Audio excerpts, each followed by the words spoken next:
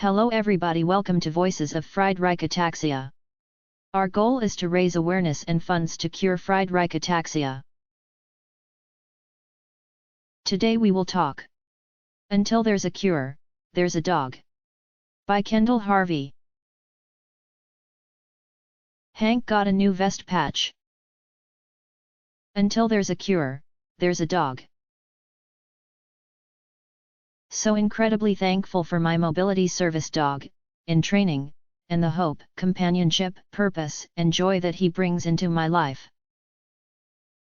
Friedreich's ataxia is a hard journey to walk, but I am thankful that I'm not alone in that walk. Kendall Harvey is also an FA patient and this information was taken from Team Kendall with their permission. The link is provided in description.